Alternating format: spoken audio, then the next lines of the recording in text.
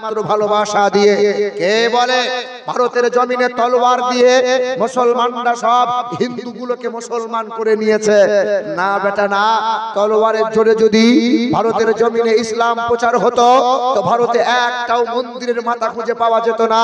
তবে তারা ভুল করে গেছে। রাজা বাদশারা বাদশা হয়েছিল মুসলমান, মন্দির হয়েছিল হিন্দু। মসজিদ বানিয়েছিল, গা লাগিয়ে মন্দির বানিয়ে দিয়েছিল তারা। তাই তো আজকে অমুসলিমরা সুযোগ পেয়েছে, কারণ তাদের হাতে অস্ত্র, তাদের হাতে মামলা, তাদের হাতে ক্ষমতা, তাদের হাতে হামলা, যত যা কিছু আছে সব তাদের হাতে। তাই তো সুযোগ নিয়ে বলছে তারা, এখানে মসজিদ নয়, এটা আমাদের মন্দির ছিল, ওখানে আমাদের এই ছিল, ওখানে আমাদের তাই ছিল। তাই তো তারা মসজিদের ভেতরে মন্দির খুঁজে পাচ্ছে। বন্ধু কতদিন করবে? করো, ক্ষমতা চিরস্থায়ী থাকবে না। ফিরাউন ভেবেছিল কোনোদিন আমি মরবো না, কিন্তু ফিরাউনকে লটকে যেতে হয়েছে। সাদ্দাত ভেবেছিল, সাদ্দাত বলেছিল খোদার জান্নাতে আমি যাব না, তাই তো সাদ্দাত জান্নাত তৈরি করেছিল। সাদ্দাত ভেবেছিল কোনোদিন মরবো না, সাদ্দাতকে পটল তুলতে হয়েছে। বন্ধু, ক্ষমতা চিরস্থায়ী নয়, আজকে আছে কাল তোমার থাকবে না। সেই দিন তোমার কি হাল হবে বলো? বাপ, আমরা মুসলমান সব সময় সম্প্রীতি বজায় রাখতে চাই। একটু নবীজির মহব্বতে উচ্চ স্বরে সকলে দরুদ শরীফ পড়ে আল্লাহুম্মা সাল্লি আলা সাইয়্যিদিনা মাওলানা মুহাম্মদ ওয়া আলা আলি সাইয়্যিদিনা মাওলানা মুহাম্মদ সাল্লাল্লাহু তাআলা আলাইহি ওয়াসাল্লাম। এ মুসলমান বাবারা, ভাইরা আমার আল্লাহ পাক রব্বুল আলামিন জানিয়ে দেন, মানুষ শোনো, মানুষ তুমি আদর করে তোমাকে আমি আল্লাহ বানাইছি। মানুষের মতো এত সুন্দর করে আমি আল্লাহ কাউকে বানাই নাই। এ মানুষ, আমি যখন আদমকে বানাতে চাইলাম, ফেরেশতারা বলেছিল আল্লাহ আপনি মানুষ বানাবেন না, ঝামেলা আর আপনি বাড়ায়েন না। এই মানুষকে বানাতে গিয়ে বিপক্ষে দাঁড়িয়েছিল ফেরেশতারা, বাধা দিয়েছিল কিনা? আর মানুষের পক্ষে দাঁড়িয়ে আমার আল্লাহ বলেছিলেন, এ আমার ফেরেশতারা, না না, যারে এত আদর করে বানাইলাম, আমি আসমান বানাইছি, জমিন বানাইছি, আমি আল্লাহ বলেছি হয়ে যা, সব কিছু হয়ে গেছে। কিন্তু আমি আল্লাহ যখন মানুষকে বানাতে চাইলাম, আমি আল্লাহ কুদরতি হাত দিয়ে আদর করে যত্ন করে আমি আল্লাহর আকার নিয়ে মানুষকে বানাইলাম। মানুষের মতো এত সুন্দর করে আমি আল্লাহ কাউকে বানাই নাই। সেই দিন মানুষের পক্ষে দাঁড়িয়ে আল্লাহ বলেছিলেন, ইন্নী আ'লামু মা লা তা'লামুন, হে আমার ফেরেশতারা, আমি যা জানি তোমরা তা জানো না। ফেরেশতারা কি বলতে চেয়েছিল? ও দয়ার মালিক আল্লাহ, মানুষ আপনি বানাবেন না, এই মানুষ খোদা তোমার নাফরমানি করবে, এই মানুষ আল্লাহ হারাম খাবে। ও আল্লাহ, এই মানুষকে আপনি বানাইবেন, সুদের কারবার করবে, লটারি কাটবে, জুয়ার আসরে বসবে, ছেলের বিয়েতে মোটা টাকা পণ নেবে, খোদা তোমাকে ভুলে যাবে। আল্লাহ পাক বলেছিল ফেরেশতারা বাধা দিবি না, আমি যারে আদর করে বানাইলাম এই মানুষ কখনোই আমাকে ভুলতে পারে না।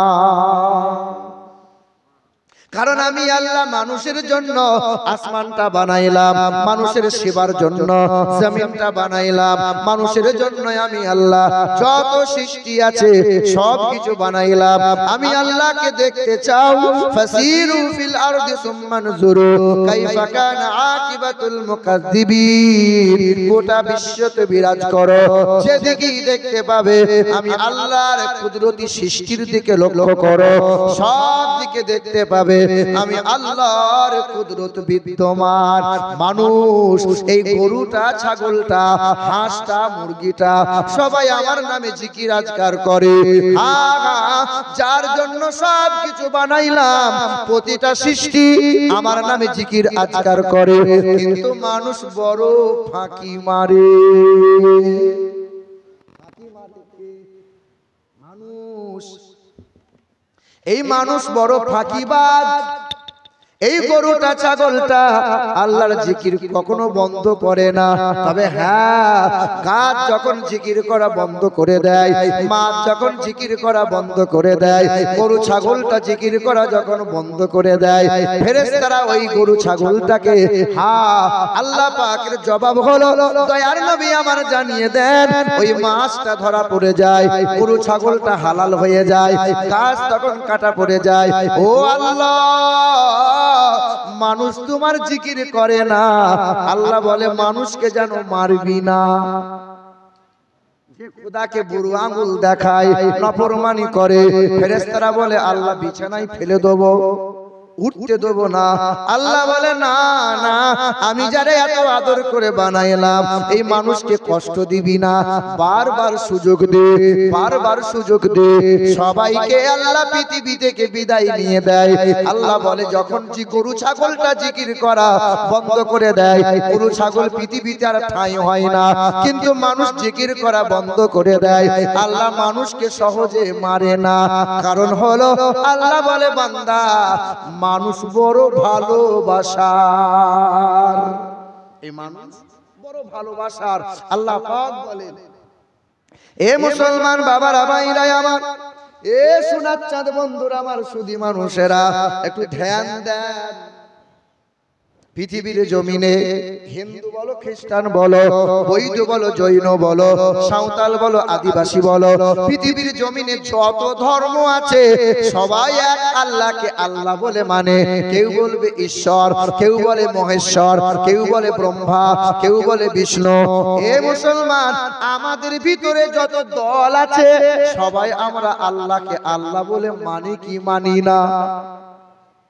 হিন্দুদের বেদে লেখা আছে, হিন্দুদের বেদে লেখা আছে, হতার মেন্দ্র মহাশরীন্দ্রাম ইয়া দেবী সর্বভূতে শান্তি রূপে ওম নমস্তু তস্যৈ নমঃ নমোহা ইতং কৌলগত প্রায়জনিষু পরধর্মনি ধর্মত্তনাই সাতেন ভাগবান বতরিষ্যতে ঈশ্বর সর্বস্ব জাগতং ব্রহ্ম আল্লাহং জ্যেষ্ঠাং ষষ্ঠাং পূর্ণং পন্নং ও নমো বরবণ্ড প্রভাসিত নমঃ কল্যাণ শান্তি যুগে যুগে নমোহা সর্বদা তো কল্যাণ বসুমতি গৌরী ঋষি মৃত্যু যারা মৃত্যু আগমনী নমোহা। বেদে লেখা আছে, তিনি হবেন বিশ্ব ব্রহ্মাণ্ডের মালিক, তিনি হবেন আকাশ জমিনের মালিক, তিনি হবেন হায়াত মৌতের মালিক, যিনি কখনো খান না, তিনি কখনো ঘুমান না, তার কোনো বিবি নাই, বাচ্চা নাই, তিনি কখনো সংসার করেন না, তিনি কখনো জন্ম নেন নাই, তিনি কাউকে জন্ম দেন নাই। বলো তিনি কে? হিন্দুদেরকে যদি জিজ্ঞাসা করো, এ মাইক মানে হিন্দু না মুসলমান? মুসলমান। বেশিরভাগ প্যান্ডেল আর মাইকওয়ালারা হিন্দু হয়। এ বাবাজিরা ভাইরা আমার, হিন্দুদেরকে যদি জিজ্ঞাসা করা হয় এই বিশ্ব ব্রহ্মাণ্ডের মালিক কে, হিন্দুরা বলবে ব্রহ্মা। কি বলবে? আরে ব্রহ্মার তো বিবি আছে, ওর নাম হলো লক্ষ্মী। কেউ বলবে ভগবান, ভগবানের তো বিবি আছে, তার নাম ভগবতী। কেউ বলবে ঈশ্বর, কেউ বলবে বিষ্ণু। আরে ওরা খেয়েছিল, ওরা সংসার করেছিল, ওদের বিবি ছিল, বাচ্চা ছিল। আমার আল্লাহ এমন একজন আল্লাহ, যিনি কখনো খান না, তিনি কখনো ঘুমান না, তার কোনো বিবি নাই, বাচ্চা নাই, তিনি কখনো সংসার করেন নাই, তিনি এক অদ্বিতীয় লা শারীকা লা, তার সমতুল্য সমকক্ষ কেউ হতে পারবে না। আমার আল্লাহ একজন আল্লাহ, দ্বিতীয় আল্লাহ কেউ হতে পারে না। আল্লাহ একটা না হয়ে যদি তিনটে চারটে হতো, ভালো হতো না খারাপ হতো? কি বলছেন? এত দায়িত্ব ভাগ করে নিত, সহজ হতো না খারাপ হতো? একটাই আল্লাহ ছোট আল্লাহ হতো, একটা মেজো আল্লাহ হতো, একটা বড় আল্লাহ যদি হতো, যদি হতো, কিছু কিছু মানুষ ছোট আল্লাহর ভক্ত হতো, কিছু মানুষ মেজো আল্লাহর ভক্ত হতো। ছোট আল্লাহর ভক্তরা বলতো, আল্লাহ দেখেন পীর সাহেব ছোট হুজুর, মেজো হুজুর, বড় হুজুর করে না? কিছু কিছু মানুষ ছোট আল্লাহকে বলতো আল্লাহ এই তো ভুট্টা চাষ সবে করলাম, আল্লাহ একটু পানি দরকার ছিল, তুমি পানি দাও আল্লাহ। মেজো আল্লাহ বলতো এই পানি দিবি না, আমার ভক্তরা সবে ধান কেটেছে, পানি হলে সব গলে যাবে। ছোট আল্লাহ বলতো পানি দেবো, আর মেজো আল্লাহ বলতো তোর থুতনি ভেঙে দেবো। আল্লাহ আল্লাহ মারামারি হতো। বাপের তিনটে যদি ছেলে হয়, জমি জায়গা নিয়ে ঝামেলা আর শেষ হয় না। কি বলছেন বলেন? আমার আল্লাহ এমন একজন আল্লাহ, ন দ্বিতীয়ম ন তৃতীয়ম চতুর্থ ন পঞ্চমী ন পঞ্চম ন ষষ্ঠম সপ্তম ন পঞ্চমী ন অষ্টম ন নবম দশম ন পঞ্চমী অন্ধা তোমা প্রভা শান্তি অসম্মতি উপস্থিত। আরে অন্ধকারে তাহারাই প্রবেশ করে যারা ওই মহান প্রতিপালকের আকৃতি তৈরি করে, ওই মূর্তির পূজারা পূজা অর্চনা করে। অন্ধা তোমা প্রভা শান্তি অসম্মতি উপস্থিত, অন্ধকারে তাহারাই প্রবেশ করে। আমার আল্লাহ জানিয়ে দেয় বিসমিল্লাহির রহমানির রহিম কুল হুয়াল্লাহু আহাদ আল্লাহুস সামাদ লাম ইয়ালিদ ওয়া লাম ইউলাদ ওয়া লাম ইয়াকুল লাহু কুফুয়ান আহাদ। আমার আল্লাহ এক, দ্বিতীয় লা শারীকা লা, আল্লাহর কোনো বিবি নাই, বাচ্চা নাই, তার কোনো পিতা নাই, মাতা নাই, তিনি কখনো জন্ম নেন নাই, তাহার সমতুল্য সমকক্ষ কেউ হতে পারবে না। জোরে বলি সুবহানাল্লাহ সুবহানাল্লাহ। বেশ হে মুসলমান বাবারা ভাইরা আমার, কিন্তু ভালো লাগছে না, ওই মধ্যখানে ফাঁকা আছে, মানে টাকের মতো হয়ে গেছে, চারিদিকে চুল আর মধ্যখানে টাক। একটু আসেন না ভাইরা, একটু আসেন না, হ্যাঁ একটু আগে আগে আসেন না, বয়ান করি শেষের বেলায় যা হবে হবে, না হবে না, একটু আগে আগে আসেন। মাশাআল্লাহ, ইয়ংদের চাইতে বুড়োরা বেশি আছে। হ্যাঁ মুরব্বি বাপ যারা বেশি আছে, মুরব্বি বাপ আমার, যারা মুরব্বি বাপ যারা আছেন, বাপ বাপ মুরব্বি বাপ, আরে যাদের চুল সাদা হয়েছে, দাড়ি সাদা হয়েছে, তাদের দোয়া এবং ওই মুরব্বি গুলোকে আল্লাহ বেশি বেশি পছন্দ করে। জি হ্যাঁ, আমার মুরব্বি বাপ যারা, ওই লালন ফকির একটা গান বলেছিল জানেন, খাঁচার ভিতর অচিন পাখি কেমনে আসে যায়, খাঁচার ভিতর অচিন পাখি কেমনে আসে যায়, যদি পারতাম মনোবিরি দিয়ে ওই দিতাম পাখির পায় কেমনে আসে যায়। এই যে দেহের মাঝের পাখি, যদি জানতাম তো শিকল দিয়ে বেঁধে রাখতাম। মুরব্বি বাপ যারা দেখেন, রঙ্গরাশির দিন ছিল আমার একদিন, 12 ঘন্টা বেলায় আমার সন্ধ্যা হইল, পাখি উড়ে যাওয়ার বুঝি সময় হলো, পাখি উড়ে যাওয়ার বুঝি সময় হলো। আগে একটা সময় ছিল দেহের গরম, রক্তের গরম, অর্থের গরম, কোমরের গরম, টাকার গরম, দাদার গরম, দিদির গরম।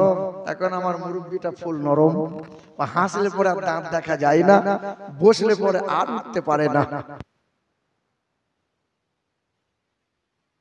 দিন ছিল আমার একদিন, 12 ঘন্টা বেলায় আমার সন্ধ্যা হইল, পাখি উড়ে যাওয়ার বুঝি সময় হলো, পাখি উড়ে যাওয়ার বুঝি সময় হলো। শরীরে চামড়ার ছিল টান, মিষ্টি সুরে গাইতাম গান, গলার আওয়াজ আমার কত দূরে যাইতো, শরীরে চামড়ার ছিল টান, মিষ্টি সুরে গাইতাম গান, গলার আওয়াজ আমার কত দূরে যাইতো,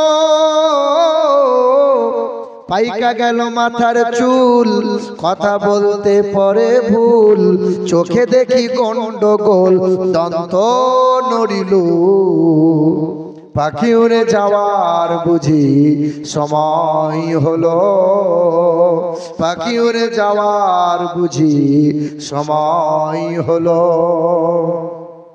এত সুন্দর পরিপাটি খাঁচায় আমার ছিল কাটি, ধীরে ধীরে খাঁচায় আমার জং ধরিল,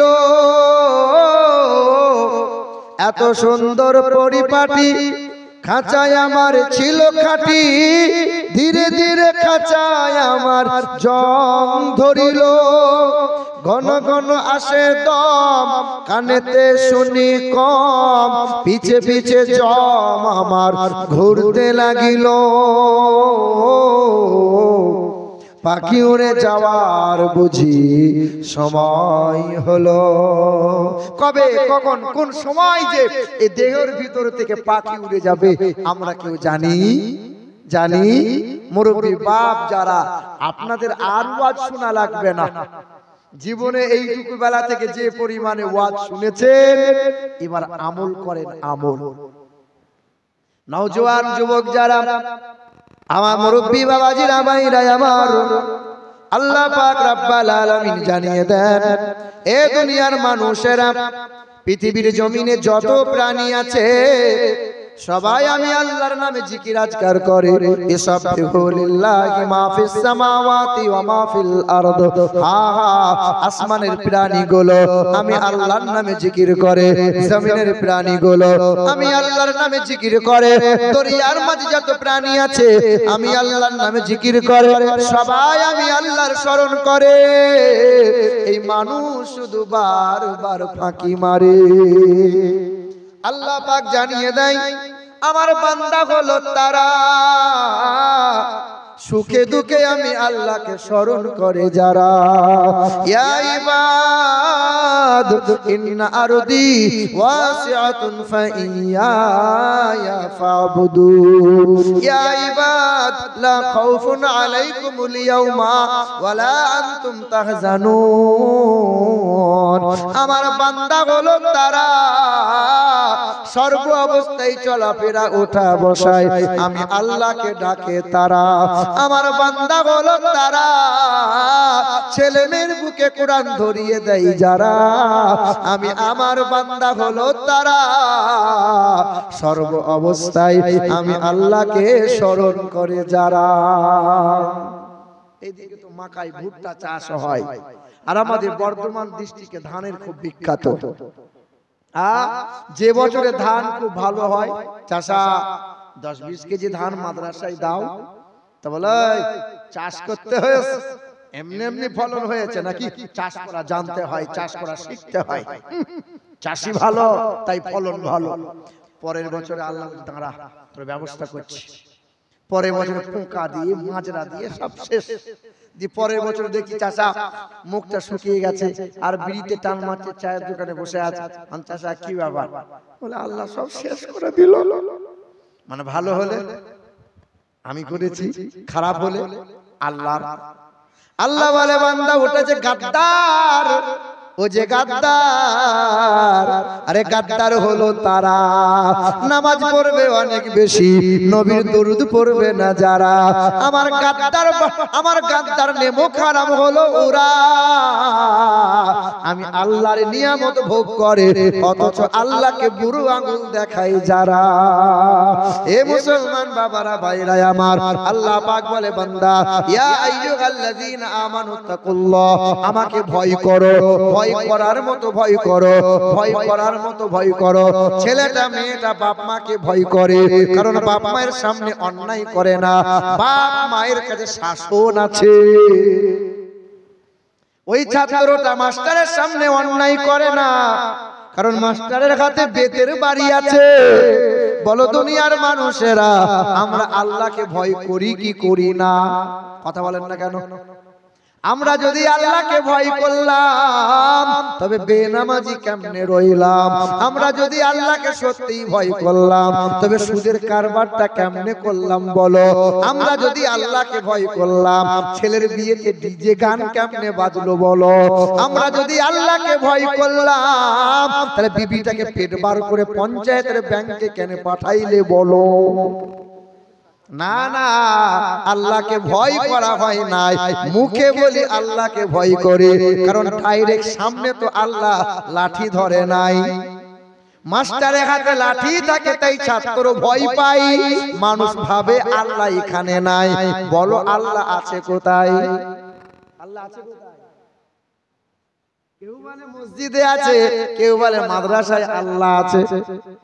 আর আল্লাহ পাক রব্বুল আলামিন জানিয়ে দেয় ওয়া নাহানু আকরাবু ইলাইহি মিন হাবলিল ওয়ারিদ, আমি আল্লাহ তোমার নিকটে আছি, তার রগটা যতটা নিকটে তার চাইতেও নিকটে আমি আল্লাহ। আমি আল্লাহকে ভয় করো, কারণ তোমার কাছে আছি আমি আল্লাহ। আমরা হানাফি মাযহাবের মানুষ, তাই তো নাকি? ইমামে আজম আবু হানিফা রাহমাতুল্লাহ আলাইহি, যিনি 4 ইমামের এক ইমাম ছিলেন, যিনি এক ইশার ওযুতে 40টা বছর ফজরের নামাজ আদায় করেছিলেন, যার আসল নাম ছিল নুমান বিন সাবিত, জবরদস্ত আল্লাহ পাকের বুজুর্গ বান্দা ছিলেন। তো ইমামে আজম আবু হানিফা রাহমাতুল্লাহ আলাইহি হুজুরের একটা কাপড়ের দোকান ছিল, কাপড়ের দোকান। সকালবেলা ইশরাকের নামাজ পড়ে পা পা করে তিনি কাপড়ের দোকান খুলে বসে জিকির করছে। আর হঠাৎ সকালবেলা একজন খরিদ্দার দোকানের সামনে হাজির। আসসালামু আলাইকুম হুজুর। আল্লাহর ওলি সালামের জবাব দিয়ে বললেন, বাবা কি মনে করে সালাম দাও?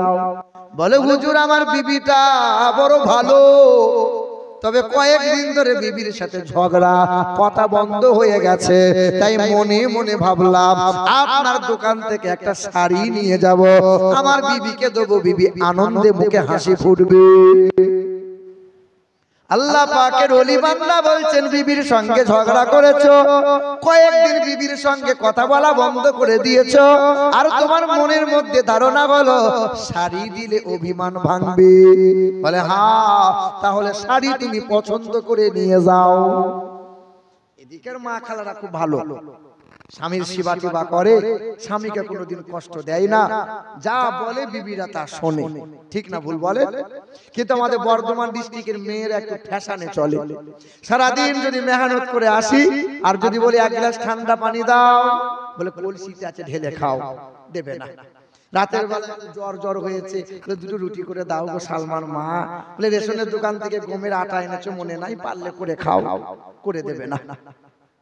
এ বাবা, এবছরে বুঝলেন, এবছরে নানির গ্রাম গিয়েছিলাম, কারণ রমজান মাসে দান সাদকা করতে হয়, তো আত্মীয়দের একটু বেশি বেশি করতে হয়।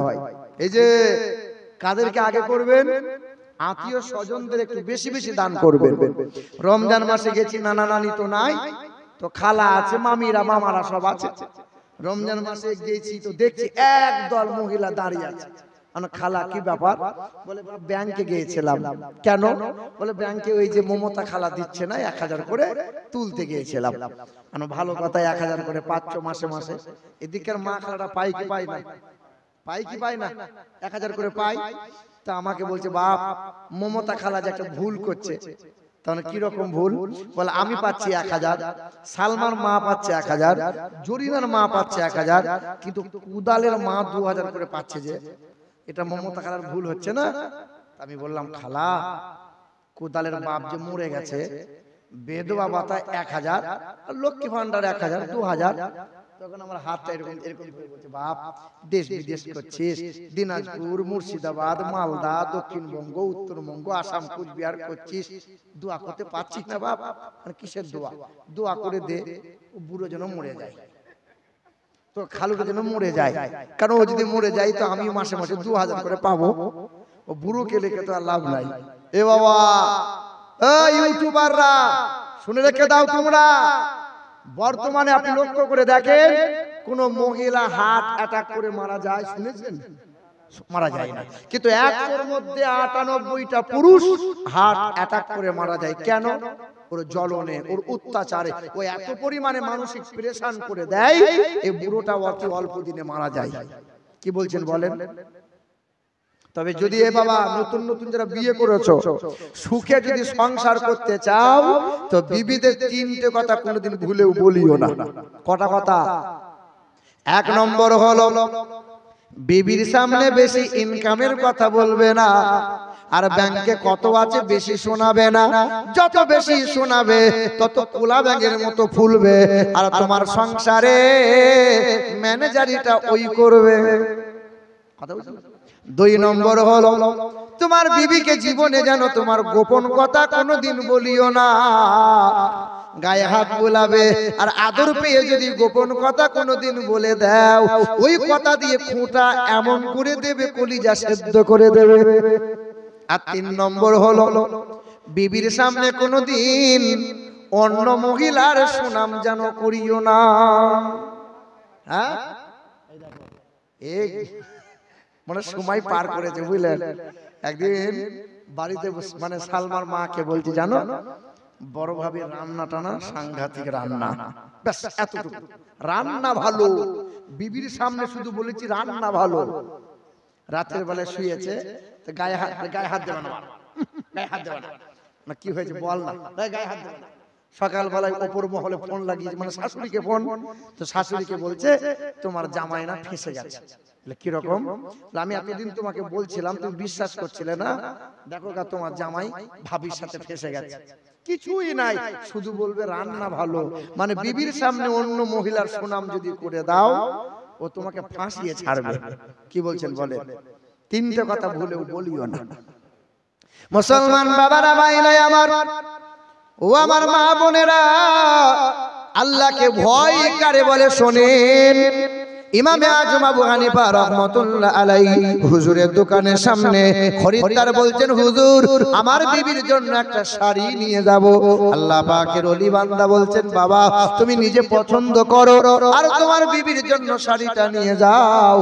ওই মানুষটা পছন্দ করে একটা শাড়ি পছন্দ হয়ে গেল। শাড়িটা পছন্দ করি পা পা করে বিবির কাছে নিয়ে গেল।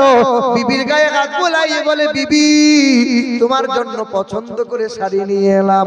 বিবি তো খুশিতে বাগে বাগ। বিবি যখন শাড়িটা হাতে নেয়, শাড়ির ভাঁজ যখন খোলে, খুশি মনটা সঙ্গে সঙ্গে ভারী হয়ে যায়, মুখটা ছোট হয়ে গেল। ও বিবি কি হলো বলো? বলে এই শাড়ি তো আমার পরা যাবে না। তোমার কি চোখ নাই? তুমি কি শাড়ি দেখতে পাও না? এখন তো রং বেরঙের শাড়ি, ওটা বলে জবা শাড়ি, কেউ বলে কিরণমালা শাড়ি, দেখতে পাও না? এ বুড়ি মহিলার মতো শাড়ি আমার পছন্দ না, যাও ফেরত নিয়ে যাও। এইরকম ডিজাইনের শাড়ি কিনে নিয়ে আসো। বিকেল বেলায় ওই আল্লাহর বান্দা খরিদ্দার ইমামে আজম আবু হানিফা রাহমাতুল্লাহ আলাইহি হুজুরের দোকানের সামনে হাজির হয়ে গেল। আবার সালাম জানাই, আসসালামু আলাইকুম হুজুর। সালামের জবাবটা দিয়ে বললে, বাবা তুমি তো সকাল বেলায় এসেছে, বিকাল বেলায় আবার কি মনে করে আসলে বাবা? বলে, আল্লাহর ওলি ও ইমামে আজম আবু হানিফা সকাল বেলায় শখ করে বিবির জন্য পছন্দ করে শাড়ি নিয়ে গিয়েছিলাম, তবে শাড়িটা বিবির পছন্দ হয় নাই। পছন্দ হয় নাই বলে আবার বিকেল বেলায় শাড়িটা নিয়ে এলাম। এই শাড়িটা আপনি ফেরত নিয়ে নেন, আর আমার বিবির পছন্দ মতো শাড়ি দেন। আল্লাহ পাকের ওলি বান্দা শাড়িটা 2 হাতে করে নেওয়ার পরে ঝরঝর করে কান্না শুরু করলেন। এত কান্না করে একবার শাড়ির দিকে তাকাই, একবার আকাশের দিকে তাকাই। আল্লাহ পাকের ওলি বান্দা চোখের পানি দরদর করে গড়িয়ে যায়। খরিদ্দারটা মনে মনে চিন্তা করে, শাড়িটা ফেরত দিলাম বলে হয়তো হুজুর মনে মনে অপমানিত হলেন, শাড়িটা ফেরত দিলাম বলে হয়তো হুজুর মনে কোনো দুঃখ পেয়ে গেলেন। ও আল্লাহর ওলি, দয়া করে শাড়ি আপনাকে ফেরত নেওয়া লাগবে না, আপনি কাঁদবেন না। আল্লাহ পাকের ওলি চুপ করে না, তপ্তর করে চোখের পানি পড়ে, হাউমাউ করে কান্না করে। খরিদ্দার বারবার বলে, হুজুর আপনি দয়া করে কান্না করিয়েন না। আল্লাহর ওলি বান্দা কয়েকটা মিনিট কান্না করলেন, চোখের পানিটা মুছলেন। ওই খরিদ্দারকে বলছেন, বাবা তুমি মন খারাপ করো না, শাড়িটা ফেরত দেওয়ার কারণে মনে কোনো দুঃখ নেই নি রে বাবা, মনে কোনো কষ্ট হয় নাই, তবে তোমার শাড়িটা ফেরত দেওয়ার কারণে আমার মনের মধ্যে বড় একটা চিন্তা উদয় হলো। আমার মনের মধ্যে বড় একটা ভাবনা উদয় হয়ে গেল। হাসরের কঠিন ময়দানে আল্লাহ পাকের সম্মুখে কাঠগড়ায় যখন দাঁড়াই, আমার আল্লাহ পাক যখন বিচার নেবে, আর আল্লাহ পাক যদি তোমার বিবির মতো সওয়াল করে দেয়, আমি যে জীবন ভর নামাজ পড়লাম, ফজরের নামাজ, জোহরের নামাজ, আসরের নামাজ, মাগরিবের নামাজ, ইশার নামাজ, চাশতের নামাজ, ইশরাকের নামাজ, আওবিনের নামাজ, শুকরানার নামাজ, ইস্তেখারার নামাজ, তাহাজ্জুদের নামাজ পড়লাম বাবা, আল্লাহ পাক যদি তোমার বিবির মতো বলে দেয়, তোমার নামাজগুলো আমি আল্লাহর পছন্দ হয় না, তোমার রোজাগুলো আমি আল্লাহর পছন্দ হয় নাই, তোমার কোরআন তেলাওয়াত গুলো আমি আল্লাহর পছন্দ হয় নাই, তোমার ইবাদত গুলো, দান খায়রাত গুলো আমি আল্লাহর পছন্দ হয় নাই, সেই দিন মহান মালিকের দরবারে কি জবাব দেব? তাই তো মনে মনে বড় ভয় হয়। সুবহানাল্লাহ। আপনিও তো নামাজ পড়েন, আপনিও তো নামাজ পড়েন, আপনার সিজদা, আপনার রুকু, আপনার কোরআন তেলাওয়াত আল্লাহ পছন্দ করছে কিনা মনের মধ্যে চিন্তা ভয় হয়েছে। আল্লাহ পাক রব্বুল আলামিন বলেন, আমার বান্দা হলো তারা, সুখে দুঃখে আমি আল্লাহকে স্মরণ করে যারা, আমার বান্দা হলো তারা, ছেলে মেয়ের বুকে কোরআন দিয়ে ছেলেকে মানুষের মতো মানুষ করে যারা, আমার বান্দা হলো তারা। আল্লাহ পাক রব্বুল আলামিন জানাই, এ জগৎবাসী, এ মানুষ, তোমাকে আমি আল্লাহ বড় সুন্দর করে বানাইলাম।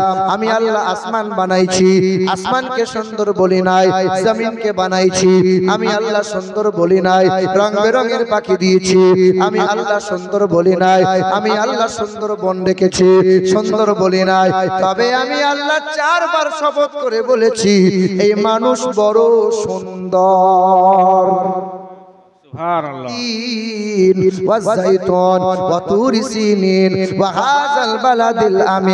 আল্লাহ পাক রব্বুল আলামিন জানায়, এ জগৎবাসী শুনে রেখে দাও, আমি আল্লাহ 3 নামক ফলের শপথ খাই, জাইতুন ফলের শপথ খাই, সিনা পর্বতের শপথ খাই, মক্কা নগরীর শপথ করি। 4 বার শপথ করে আমার আল্লাহ বলেন, লাকাদ খালাকনাল ইনসানা ফি আহসানি তাকবীর, আমি আল্লাহ যারে সুন্দর করে বানাইলাম তারা হলো মানুষ। তবে হ্যাঁ, আমি আল্লাহ মানুষকে সুন্দর করে বানাইলাম, মানুষ যাতে সুন্দর হয়ে আমার কাছে ফিরে আসতে পারে, তাই তো আমি আল্লাহ পাক পৃথিবীতে নবী পাঠাইলাম। না না, শুধু নবী পাঠাই নাই, উম্মতে মুহাম্মাদীর জন্য আমি আল্লাহ কিতাব দিলাম, আল কোরআনুল মাজিদ। কোরআন পড়ো, জীবনটাকে সুন্দর করো, কোরআন বুকে নাও, কোরআন চুমা দাও, কোরআনটাকে আঁকড়ে ধরো, কোরআনটাকে বুকে জড়িয়ে নাও, কোরআন শোনো। এই পৃথিবীর মানুষেরা হুদাল লিন্নাস ওয়া বাইয়ানাতিন মিনাল হুদা ওয়াল ফুরকান, এই কোরআন দিয়েছি, কোরআন পড়বে, কোরআন দেখবে, কোরআন রিসার্চ করবে, এই কোরআন পড়ে জীবনটা সুন্দর বানিয়ে নেবে। বলো তো বাপ, পৃথিবীতে আল্লাহ কোরআন দিয়েছেন, কিসের জন্য দিয়েছেন? বাপ মরলে 4 খতম আর মা মরলে 6 খতম দিয়ে বক্সে দাও, বাপ মা ফুট করে জান্নাত চলে যাবে। এই বক্সানোর জন্য তো আল্লাহ কোরআন দিয়েছে, নাকি? কথা বলেন না। রমজান মাসে তাগড়া একটা হাফেজ সাহেব নিয়ে আসবেন, খতম শুনবেন হাফেজ সাহেবের পিছনে, আর বস্তা বস্তা সওয়াব নিয়ে 5 তালা দিয়ে জান্নাতে যাবেন। আল্লাহ এই জন্য তো কোরআন দিয়েছে। না না, বান্দাকে আল্লাহ পাক বললেন, এই মানুষ তোমার জন্য কোরআন দিয়েছি, কোরআন গরু ছাগলের জন্য দেই নাই। গরু ছাগলের জন্য জান্নাত নাই। গরু ছাগল দেখেও দেখতে পায় না, গরু ছাগল শুনেও শুনতে পায় না। গরু ছাগলকে পেশাব করে পানি নিতে হয়। কথা বলেন না? গরু ছাগলকে রাতের বেলায় যৌন মিলনের পরে ফরজ গোসল করতে হয়।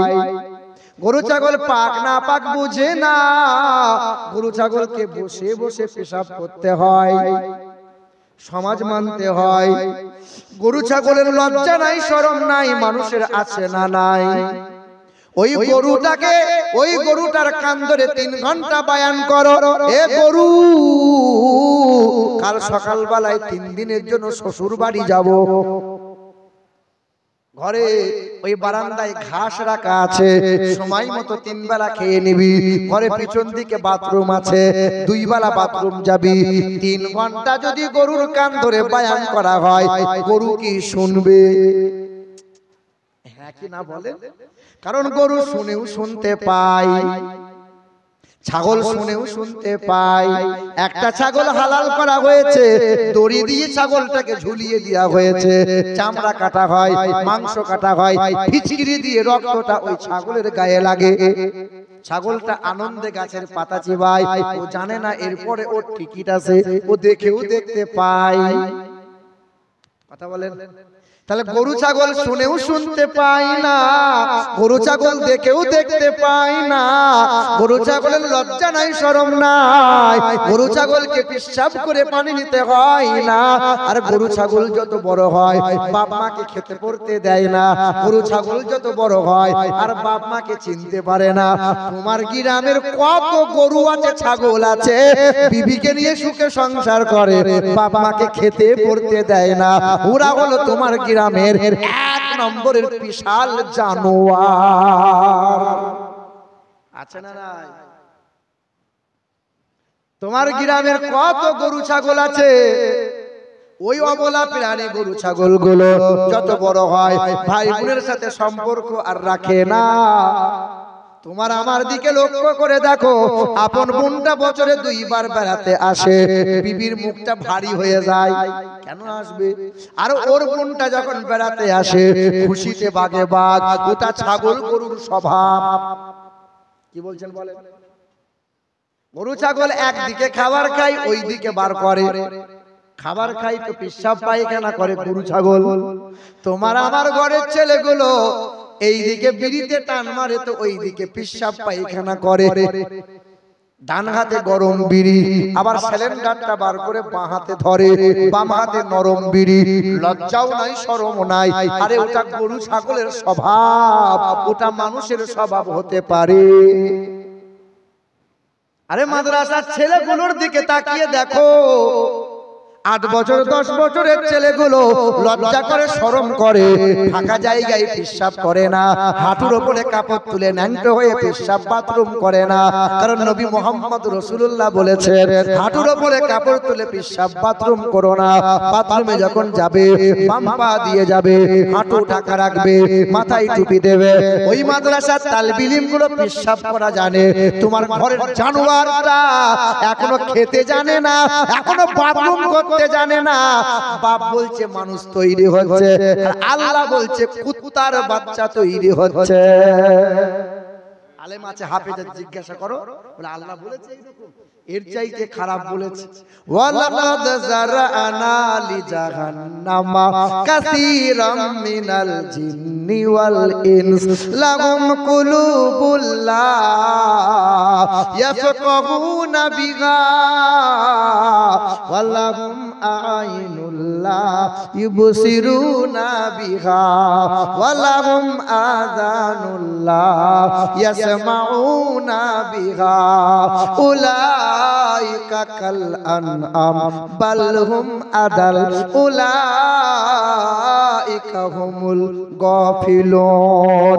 বোঝেও বোঝে না যারা, বিবেক আছে বোঝে না, দেখেও দেখে না যারা, চোখ আছে দেখে না, শোনেও শোনে না যারা, কান আছে শোনে না, ওরা গরু ছাগল কুকুর বিড়ালের চাইতে খারাপ, তারা মানুষ হতে পারে না।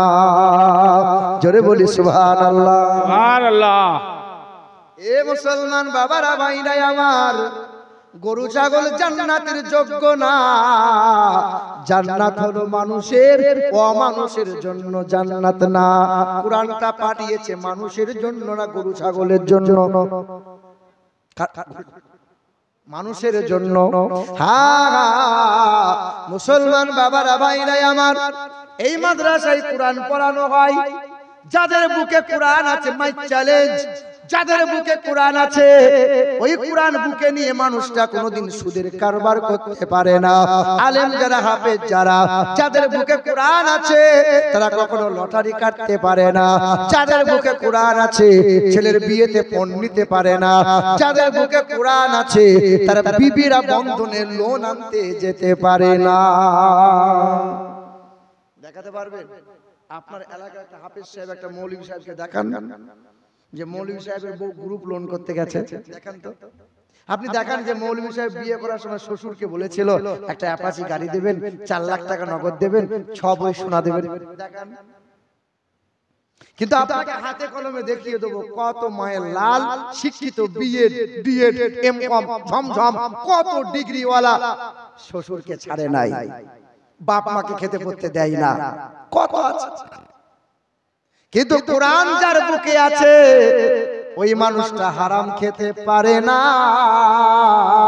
এটা মহান মালিকের ঘোষণা। আর আলেম ওলামাদের বেতন কম হতে পারে, কিন্তু ওরা কোনোদিন অর্থের লোভে হারাম জিনিস গ্রহণ করবে না। কারণ আপনাদের এলাকায় তো মৌলভী সাহেবদের বেতন 20,000 টাকা হয়েছে, বোধহয় হয়নি? 10,000 হয়েছে, 6,000, 7,000, 5,000, কোন রকম 6,000, 7,000 ছেঁচড়ে ছুঁচড়ে, হ্যাঁ না? হায় হায় হায়।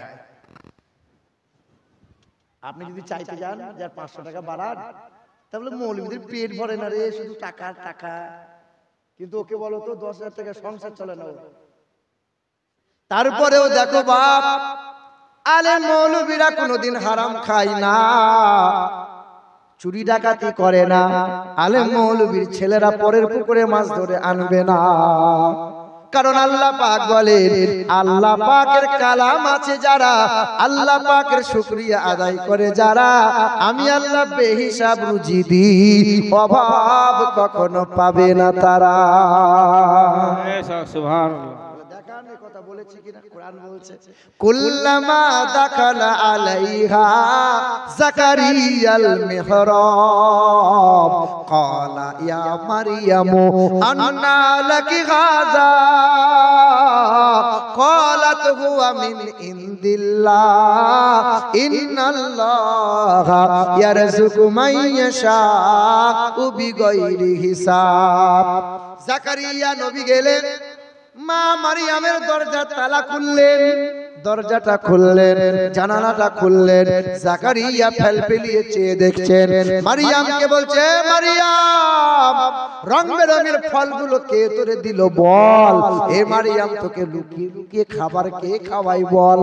মারিয়াম বলে, মামা জান আপনি তো তালা মেরেছিলেন, আপনি জানালা দরজা বন্ধ করেছিলেন।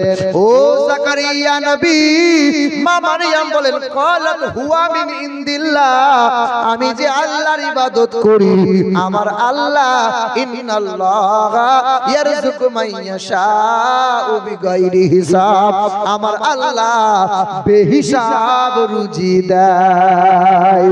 আল্লাহুম্মা সাল্লি আলা সাইয়্যিদিনা মাওলানা মুহাম্মদ ওয়া আলি সাইয়্যিদিনা মাওলানা মুহাম্মদ। এ বাবা, আপনাদের দরুদ পড়তে কষ্ট হচ্ছে নাকি? পৃথিবীতে সব মরে যাবে, কিন্তু এই দরুদ কোনোদিন মরবে না। সমস্ত মানুষ যখন মারা যাবে আল্লাহ বলবেন আর কোন মানুষ কি আছে? মালাকুল মাউত ফেরেশতা বলবে আল্লাহ কোন মানুষ নাই, এক কাজ করো ফেরেশতাগুলোকে মারা দাও, সব ইন্তেকাল করে দাও। সমস্ত ফেরেশতা ইন্তেকাল হয়ে গেল। আল্লাহ বলে আর কেউ কি আছে? বলে আমরা চারজন আছি, জিবরাইল ফেরেশতা, মিকাইল ফেরেশতা, ইসরাফিল ফেরেশতা, আমি ইসরাইল ফেরেশতা আছি। আল্লাহ বলে সবাইকে ইন্তেকাল করে দাও। জিবরাইল ইন্তেকাল হয়ে গেল, মিকাইল ফেরেশতা ইন্তেকাল হয়ে যাবে, ইসরাফিল ফেরেশতা ইন্তেকাল হলো। আল্লাহ বলে আর কেউ কি বাকি আছে? মালাকুল মাউত ফেরেশতা বলবে আল্লাহ আমি আছি। বলে তুমিও মারা যাও। আল্লাহ আমি যদি মারা যাই তোমার হাবিবের নামে দরুদ কে পড়বে বলো? আল্লাহ বলেছিলেন সব মানুষ মরে গেছে, নামাজ রোজা বন্ধ হয়ে গেছে, সব ফেরেশতা মারা গেছে। এই ইসরাইল ফেরেশতা তুমিও মারা যাও। নবীর নামে দরুদ যেমন চলছে আগামীতে দরুদ তেমন চলবে, সব মারা যাবে। আমার হাবিবের নামে দরুদ আমি আল্লাহ পড়ব, দরুদ কখনো বন্ধ হবে না। নারায়ে তাকবীর, নারায়ে তাকবীর, নারায়ে রিসালাত হযরত আল্লামা মাওলানা আমিরুল চতুর্বেদী সাহেব, নারায়ে তাকবীর। নবী যখন মিরাজে গিয়েছিলেন, মিরাজে আল্লাহ বলছেন হাবিব কি নিয়ে আসলেন? শুনেছেন তো? বলেন তো নবী কি নিয়ে গেলেন? আত্তাহিয়াতু লিল্লাহি ওয়াস সালাওয়াতু ওয়াত তাইয়্যিবাত। আল্লাহ পাক জবাবে খুশি হয়ে জবাব দিয়েছিলেন আসসালামু আলাইকা আইয়ুহান নাবিয়্যু ওয়া রাহমাতুল্লাহি ওয়া বারাকাতুহু। নবীকে সালাম দিলেন, রহমত দিলেন, বরকত দিলেন। নবীর মনটা খুশি হয় নাই। আল্লাহ বলেছিলেন হাবিব রহমত বরকত সালাম দিলাম, খুশি কেন হন না? বলে উম্মতের জন্য সালাম কেন দেন না? আল্লাহ বললেন আসসালামু আলাইনা ওয়া আলা ইবাদিল্লাহিস সালিহিন। সুবহানাল্লাহ। আপনার উম্মতকেও সালাম দিলাম। ফেরেশতারা বলেছিল আল্লাহ এত নবী পয়গম্বর দেখলাম, এমন নবী কখনো দেখি নাই। সালাম পেলো, রহমত পেলো, বরকত পেলো, খোদার দিদার পেলো, অথচ উম্মতকে ভুলে না। আসমানের ফেরেশতারা বলেছিল আশহাদু আল্লা ইলাহা ইল্লাল্লাহু ওয়া আশহাদু আন্না মুহাম্মাদান আবদুহু ওয়া রাসূলুহু। এবার কথা এটা, আল্লাহ নবীকে কয় ওয়াক্ত নামাজ দিয়েছিলেন? কয় ওয়াক্ত?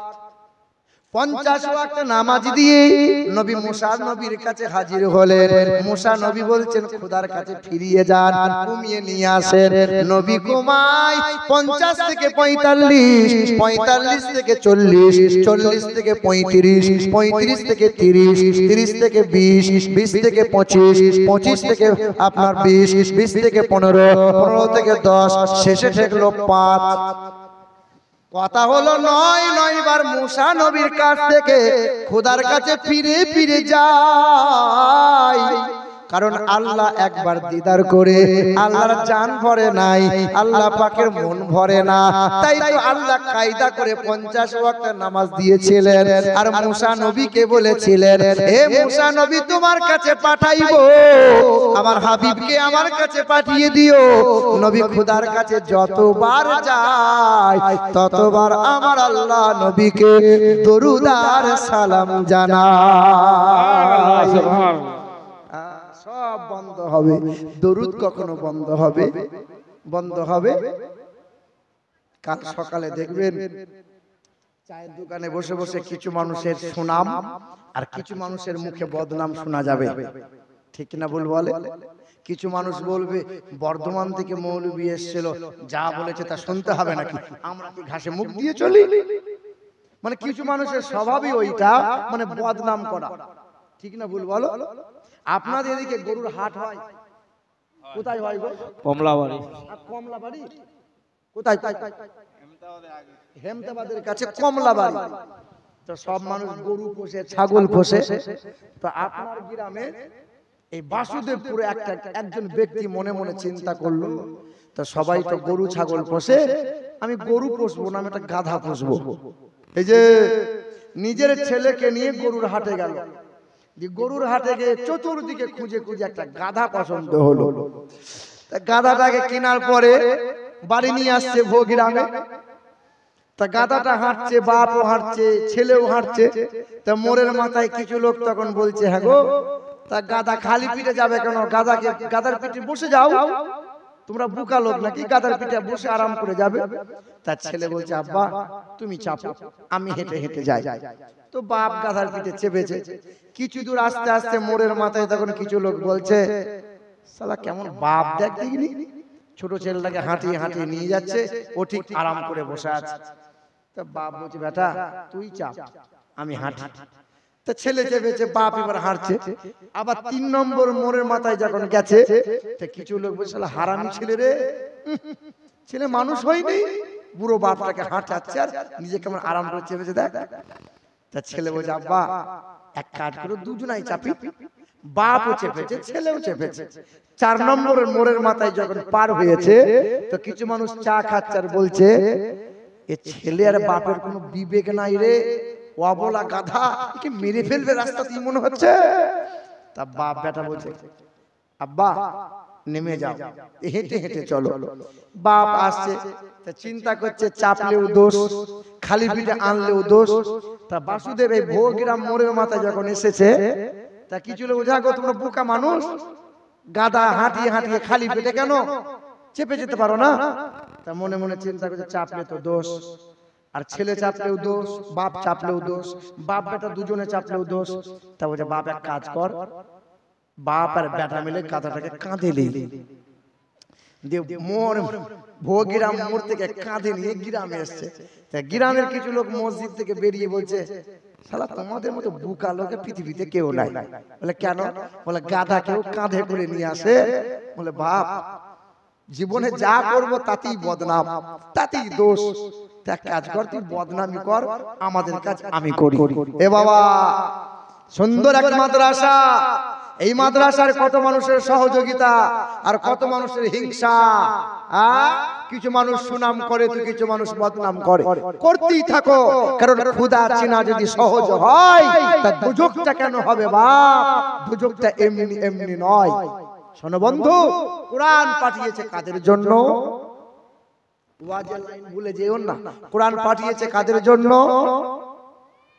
পৃথিবীর কোন রাজনৈতিক নেতা যদি চক্রান্ত করে আর পৃথিবীর মাটি থেকে কোরআন যদি সব কোরআন গুলোকে নিয়ে যদি আগুনে পুড়িয়ে দেওয়া হয়, বলো পৃথিবী থেকে কোরআন কি হারিয়ে যাবে? পৃথিবীর সব কোরআন যদি আগুনে পুড়িয়ে দেওয়া হয়, সব কোরআন যদি নদীতে ভাসিয়ে দেওয়া হয়, পৃথিবী থেকে কোরআন কি হারিয়ে যাবে? না, বাইবেলের কোন হাফেজ নাই, বেদ পুরাণের কোন হাফেজ নাই, মহাভারতের হাফেজ নাই, গীতার হাফেজ নাই। লক্ষ লক্ষ মায়ের সন্তান হাফেজে কোরআন আছে না নাই?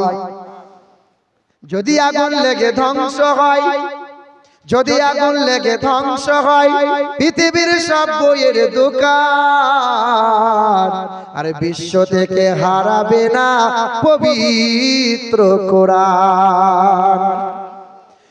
যদি আগুন লেগে ধ্বংস হয় পৃথিবীর সব বইয়ের দোকান, আর বিশ্ব থেকে হারাবে না পবিত্র কোরআন। বলো কেমন করে করবে ধ্বংস? বলো কেমন করে করবে ধ্বংস তোমার আগুনের তেজ? আর বিশ্বে ভরা লক্ষ লক্ষ আছে কোরআনের হাফেজ। আবার ছাপাবে তারা, আবার ছাপাবে তারা আসমানি গ্রন্থ, বাঁচাবে আর কোরআনের সম্মান। আর বিশ্ব থেকে হারাবে না পবিত্র কোরআন। জোরে বলো নারে তাকবীর, নারে তাকবীর, নারে রিসালাত। ইয়া রাসূলুল্লাহ। মুসলমান, কোরআন কেউ মুছে দিতে পারবে? পারবে না। না, পৃথিবীর জমিন থেকে বহু মানুষেরা চক্রান্ত করলো, পৃথিবীর বহু মানুষেরা চেষ্টা করেছিল। আমেরিকা দেশের একজন লেখিকা, ওই মহিলার নাম ছিল লরেন বোথ, খ্রিস্টান ধর্মের মহিলা। ওই মহিলা বড় চক্রান্ত করে নিল, পৃথিবীর মাটিতে কোরআনের নাম নিশানা মুছে দেওয়ার জন্য মনে চিন্তা উদয় করে নিল। পাদ্রী পুরোহিতরা বলেছিল, ও লরেন বোথ লেখিকা, পৃথিবীতে অনেক পণ্ডিতরা চেষ্টা করলো, কোরআনের ভুল কেউ বার করতে পারে নাই। তুমি একটা কাজ করো, ওই কোরআনটা রিসার্চ করো, আর একটা যদি কোরআনের ভুল বার করে দাও, পৃথিবীর মাটিতে সবাই তোমারে মাথায় করে নিয়ে নাচবে। একটা কোরআনের যদি ভুল বার করে দাও, তোমার সবাই সুনাম করবে, আর মুসলমানদের নাম নিশানা সব মুছে যাবে। কোরআনের ভুল বার করে দেখাও। খ্রিস্টান ধর্মের মহিলা ন্যাংটা পোশাক পরে কোরআনটা বাম হাতে করে নিয়ে উঁচু করে তুলে ক্যামেরার সামনে বলেছিল, সাংবাদিকদের সম্মুখে আওয়াজ করে বলল, বিশ্বের মাটিতে প্রচার করে দাও, মুসলমানরা কোরআন নিয়ে গর্ব করে, কোরআনে কোনো ভুল নাই, কোরআনে কোনো ত্রুটি নাই। এই কোরআনের ভুল বার করবো আমি, আর মুসলমানদের কোরআনের নাম নিশানা সব মুছে দিব। যেটা বলে নাউজুবিল্লাহ। সম্ভব? কেউ পারে নাই, আগামীতে কেউ পারবে না। আচ্ছা বলুন, আবু জেহেল নবীকে সবচেয়ে বেশি কষ্ট দিয়েছিল না দেয়নি? আবু জেহেল নামটা কর্মদোষে না আসলে তার নাম আবু জেহেল? বলুন না, আবু জেহেল নামটা কর্মদোষে হয়েছিল না আসলে তার নাম আবু জেহেল? কর্মদোষে তার নাম হলো আবু জেহেল, কিন্তু আসলে তার নাম ছিল আবুল হাকাম, মানে জ্ঞানের পিতা। পণ্ডিত ছিল, কথাই কথাই কবিতা বানাতো, কথাই কথাই শব্দ তৈরি করতে পারতো। এত বড় পণ্ডিত মানুষটা, এই আবুল হাকাম মানে আবু জেহেলের বাড়িটা কাবা শরীফের খুব দূরে ছিল না কাছাকাছি ছিল? খুব কাছে ছিল। আবু জেহেলের বাড়িটা বড্ড কাছে। এখন তো দারুন নাদওয়া, ওই বাড়িটা বৈঠকখানাটা এখন পিশাবের জায়গা হয়েছে, বাথরুম খানা। আবু জেহেল কোরআন শুনেছে না শোনে নাই? কোরআন শুনেছে। আবু জেহেল নবীকে দেখেছে না দেখে নাই? দেখেছে। নবীর মতো বিশ্বের মহান নেতাকে যখন মনে প্রাণে মেনে নিতে পারলো না, কোরআনের মতো এত মধুর কিতাবকে যখন আঁকড়ে ধরতে পারলো না, তার নবী তখন বলে, ও আবার কিসের জ্ঞানের পিতা? ও তো মূর্খের পিতা, ওর নাম আবু জেহেল। তোমার আমার গ্রামে দেখো কত ভালো ভালো নাম, কারো নাম কুদরতুল্লাহ, কারো নাম রহমতুল্লাহ, কারো নাম কুরবান, কারো নাম আরমান, কারো নাম সুরমান, তো কারো নাম ইরান। নাম ভালো ভালো আছে, কাজগুলো মিলিয়ে মিলিয়ে দেখো। আবু জেহেলের নাম ভালো ছিল, কিন্তু কর্মদোষ বড্ড খারাপ। হ্যাঁ, এবার কোরআন তো লরেন বোথ এই মহিলা লেখিকা কি বললো? কোরআনের ভুল বার করব। এই আমার মা বোনেরা, ও আমার সোনামণি যুবকেরা, আমার ভাইরা, ওই লরেন বোথ কি করেছিল? কোরআনটা রিসার্চ করতে লাগলো। কোরআনটা পড়ে 1 মাস কেটে গেল, 6 মাস কেটে গেল, 1 বছর কেটে গেল, 1.5 বছর কেটে গেল। ওই মহিলাটা 2 বছর পরে কোরআনটা বুকে নিয়ে হিজাব পরে মাথায় কাপড় দিয়ে কোরআনটা চুমা খেয়ে ক্যামেরার সামনে দাঁড়াইলো। ক্যামেরারা সাংবাদিকরা জিজ্ঞাসা করলো, ম্যাডাম 2 বছর আগে ন্যাংটা পোশাক পরে পা হাতে করে বিয়াদবের মতো কোরআন নিয়েছিলে, আজকে কি হয়ে গেল বলো? ওই মহিলা কথা বলার আগে বলল, লা ইলাহা ইল্লাল্লাহু মুহাম্মাদুর রাসূলুল্লাহ। বলে কারণ কি? আজকে কলেমা কেন পড়লে বলো? আজকে কোরআনটা চুমা কেন খাচ্ছ বলো? ওই লরেন বোথ ওই মহিলা বলেছিল, এই কোরআনটা আমি 1 বার 2 বার 5 বার পড়লাম, মনে মনে ভাবলাম আর আমি পড়বো না। পৃথিবীতে অনেক কবির কবিতা আছে, 1 বার 10 বার পড়া হয়, ওই কবিতা পুরাতন হয়ে যায় আর পড়তে ভালো লাগে না। পৃথিবীতে কত রং বেরঙের গান আছে, 1 বার 10 বার শোনা হয়, ধীরে ধীরে গানটা পুরাতন হয়ে যায়। পৃথিবীতে কত ছন্দ দেখা যায়, পৃথিবীতে কত কাব্য দেখা যায়, একবার দুইবার পড়ো আর পড়তে ভালো লাগে না। লরেন বুতি লেখিকা বলে এই কোরআনটা একবার দুইবার পড়লাম, আমি খ্রিস্টান ধর্মের অনুসারী, কোরআনটার সাথে বিয়াদবি করে ভুলবার করতে গিয়েছিলাম। কোরআনটা একবার দুইবার নয়, মনটা বারবার হলো আর একবার পড়ি আর একবার পড়ি, পড়তে পড়তে 2 বছরে কোরআনটা 52 বার আমি তেলাওয়াত করে দিলাম। সুবহানাল্লাহ সুবহানাল্লাহ। বেশ। কতবার গো? তোমার বৌমাকে জিজ্ঞাসা করো, ওই যে তোমার বিবিকে, হাজি বিবিকে জিজ্ঞাসা করো, জলসায় আসলে পরে ঘুমটা কেটে বসে আর রাস্তাঘাটে চললে পরে পেট বার করে চলে না? এদিকের মহিলারা চলে না, আমাদের ওইদিকে চলে। এ মা, কয়বার বছরে কোরআন পড়লে? রমজান মাস না এলে কোরআন পড়বে না, নামাজ পড়বে না। আর মেয়ের মা বলে আমার মেয়ে এত পরহেজগারি 2টা পাবে না। আপনি যখন ছেলের জন্য মেয়ে দেখতে গেলে তো মেয়েকে জিজ্ঞাসা করছেন, হ্যাঁ মা কোরআন পড়া জানো? তা আপনার বিয়ান ওই যে বিয়ান হয়েছে না, তখন জানালা দিয়ে উঁকি মেরে বলছে, সামনে আসছে না, পর্দা করছে, এরকম করে উঁকি মেরে বলছে আমার মেয়ে বছরে 18 বার খতম দেয় আর নামাজে পাটি থেকে ওঠে না, আমার মেয়ের মতো মেয়ে হবে না। পাড়ার লোককে জিজ্ঞাসা করো। বাসের কন্ট্রাক্টর দেখেছেন, গোটা বাস ফুল প্যাকটা, আর শুধু বলে ভেতর দিকে যান ফাঁকা আছে, ভেতর দিকে যান ফাঁকা আছে। বলে কি বলে? ও মা জানে আমার মেয়ে কেমন। তারপরে বলে পাড়ার লোককে জিজ্ঞাসা করো, আমার মেয়ের মতো মেয়ে হবে না। ঠিক না ভুল বলে? হায় হায় হায়। এ আমার মা, তোমার জন্য জান্নাত পাওয়া বড় সহজ। আমার হযরত বলছিলেন, আল্লাহ রাসূল বলেছেন, ওয়াল মারআতু ইযা সাল্লাত খামসাহা ওয়া সামাত সাহরাহা ওয়া হাসানাত ফারজাহা ওয়া আতাআত যাওজাহা ফালতাদখুল মিন আই আবওয়াবিল জান্নাতি শাআত। নবী আমার বলেন 4 গুণ ভালো যার। 1 নম্বর হলো ওই মহিলা 5 ওয়াক্ত নামাজ পড়বে, রমজান মাসে রোজা রাখবে, ওই মহিলা স্বামীর সেবা করবে, স্বামীকে তুই-তুকারি করবে না, স্বামীকে ভাষা খারাপ করবে না, স্বামীর সেবা করবে, স্বামীকে চোখ রাঙিয়ে কথা কোনোদিন বলবে না। 4 নম্বর হলো ওই মহিলা বেহায়ার মতো পরপুরুষের সাথে ফোনে গল্প করবে না। ওই হিজাব পরবে কিন্তু ফোনে চালাবে, বোরকা পরবে কিন্তু ফোনে গল্প করবে। আর এমন এমন বোরকা উঠেছে উঁচু নিচু বোঝা যাইবে কেন বলো? এমন এমন বোরকা পরে মেয়েরা, ন্যাংটা বোরকা পরা তোমার এটা পর্দা নয়, তোমাকে পর্দা করা লাগবে। চুলটা খুলে রাখো স্বামীর জন্য, পরপুরুষের জন্য নয়। জলসা তলায় একটু খবর নিয়ে দেখো, যুবক আর যুবতীগুলো শুধু সুযোগ নেয়। যুবক ছেলে শুধু একবার আসছে যাচ্ছে, আসছে যাচ্ছে, ফোন নম্বরটা দে, একবার দে, হ্যালো করবো, আই লাভ ইউ হবে। এখন ফেসবুক করছো নাকি?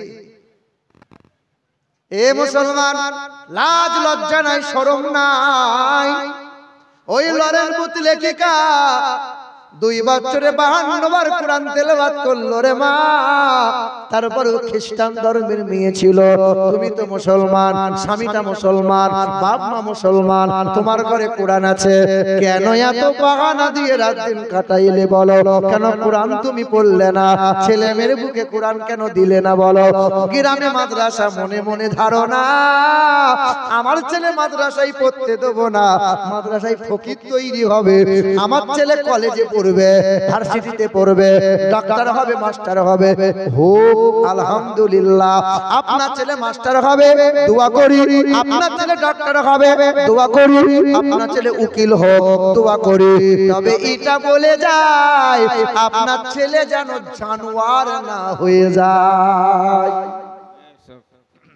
আচ্ছা বলেন তো বাবা, আপনার হাফেজ মৌলবীদের ভালোবাসেন কি বাসেন না? বাসেন কি বাসেন না? মৌলবীদেরকে খুব ভালোবাসি, কিন্তু মেয়েটা বিয়ে দেওয়ার সময় মৌলবীর সঙ্গে দেবো না, হাফেজদের সঙ্গে দেবো না।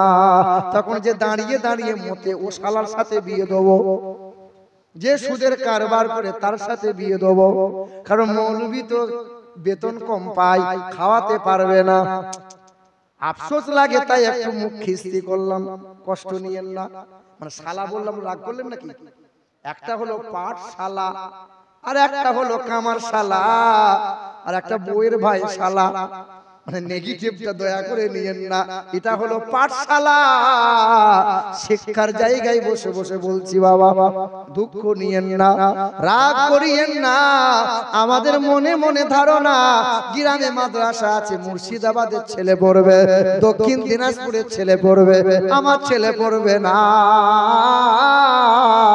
ও বাপ, তোমার ছেলেকে মৌলবি করাতে হবে না, তোমার ছেলেকে হাফিজ বানাতে হবে না, তবে তোমার ছেলে যেন মানুষ হয়, তোমার ছেলে যেন কোরআনটা পড়তে পারে, বেসিক ট্রেনিংটা নিতে পারে, ইসলামিক প্রাথমিক শিক্ষা যেন গ্রহণ করতে পারে, পাক না পাকটা যেন জানতে পারে, হারাম হালালটা যেন চিনতে পারে, বৈধ অবৈধটা জানতে পারে।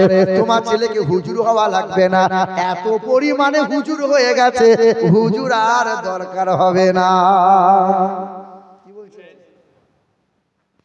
এ বাবা ভাইরাই আমার, ও আমার মা বোনেরা, ওই লরেনগুড খ্রিস্টান ধর্মের মেয়েটা 2 বছরে 52 বার কোরআনটা তেলাওয়াত করার পরে ক্যামেরার সামনে দাঁড়িয়ে বলেছিল, আমি 2 বছরে 52 বার কোরআনটা পড়লাম। এই কোরআন পড়ে জানতে পারলাম আল্লাহ পৃথিবীতে মানুষকে সুন্দর করে বানাইছে, তবে সুন্দরের চাইতে সুন্দর যিনি, সর্বদিক দিয়ে আলা ও আজিম যিনি, তিনি হলেন হাবিবে কিবরিয়া জানাবে মুহাম্মাদুর রাসূলুল্লাহ। নবীর মতো এত সুন্দর পৃথিবীতে কেউ হবে না। হিন্দুদের বেদে লেখা আছে, আম সন্তা সরতি শতপতি মারমেঘে সুন্দরম মঙ্গলম নরসংসা অততেশাং ভবিষ্যতে মনংশে বেশদানিব বাসুদেবঙ্গরঙ্গীতি পুণ্যগন্ধানিল স্পর্শা। পৃথিবীর জমিনে একটা গুরু আসবেন, তিনি একটা ধর্মের গুরু হবেন না, জগৎ গুরু হবেন, বিশ্বের মহান নেতা হবেন, বিশ্বের প্রধান বিচারপতি হবেন, তিনি অর্থমন্ত্রী হবেন, তিনি রাষ্ট্রমন্ত্রী হবেন, তিনি পররাষ্ট্রমন্ত্রী হবেন, তিনি হবেন আল্লাহর পিয়ারা নবী, যার চেহারা দিয়ে সুগন্ধি বার হবে। বেদে লেখা আছে, ভগবত পুরাণ 12 নম্বর ছন্দ 2 নম্বর অধ্যায় 21 নম্বর মন্ত্রে বলা আছে, জগৎগুরুর চেহারা দিয়ে সুগন্ধি বার হবে। নবীজির চেহারায় সুগন্ধি বার হতো কি হতো না? আমরা ঘামলে পরে সুগন্ধি বার হয় না, দুর্গন্ধ। নবী ঘামলে পরে সুগন্ধ।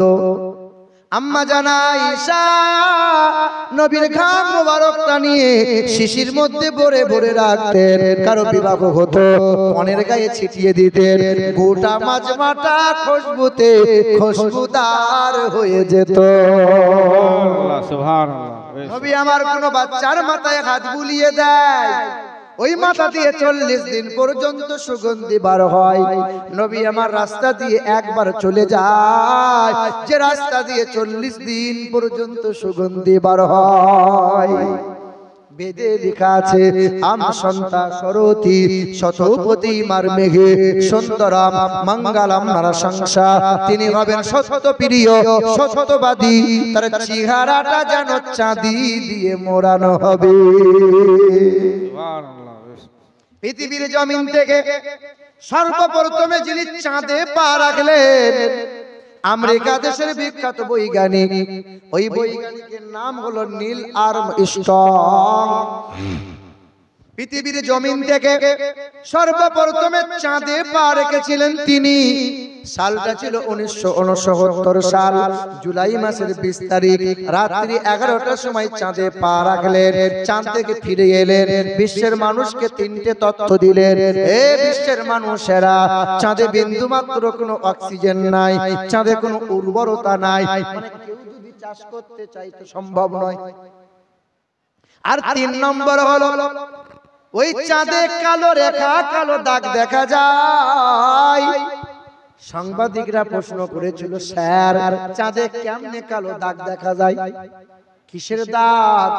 6 মাস রিসার্চ করার পরে বলেছিলেন চাঁদে অ্যাক্সিডেন্ট হয়েছিল। কি হয়েছিল? চাঁদে অ্যাক্সিডেন্ট হয়েছিল। কোন নক্ষত্রের সঙ্গে অ্যাক্সিডেন্ট নয়, কোন গ্রহের সাথে অ্যাক্সিডেন্ট নয়। মক্কা নগরী থেকে বিশ্বের মহান নেতা আকাশের দিকে আঙ্গুল তুলেছিলেন। বেঈমানরা বলেছিল মুহাম্মদ চাঁদকে 2 টুকরো করে দাও।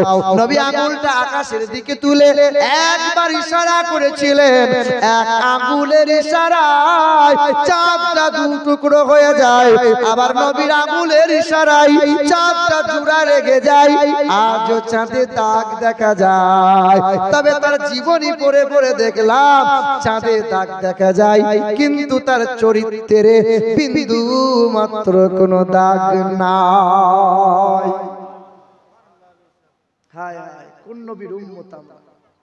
হে মুসলমান বাবারা, ভাইরাই আমার, ও সোনামণি বন্ধুরা আমার, শুধু মানুষেরা, পৃথিবীর জমিনে ওই মহাত্মা গান্ধী মারা গেছে।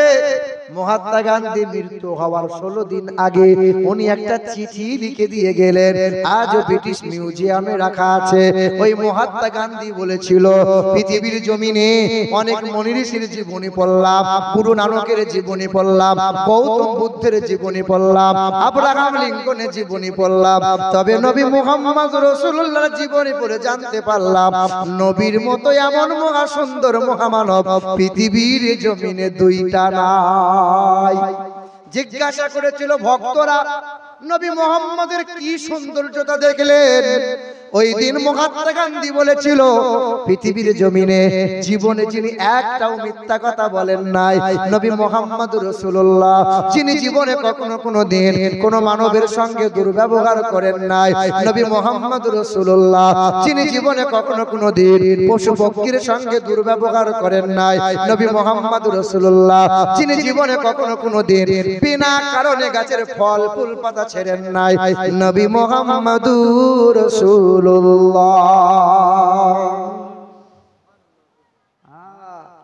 ওই নদিয়া জেলা হরিণঘাটা বলে একটা জায়গায় আছে রে, এ ক্যামেরাম্যান রেকর্ড করে নাও। নদিয়া জেলা হরিণঘাটা একটা মুসলমানের ছেলে হিন্দু মেয়েকে বিয়ে করেছিল।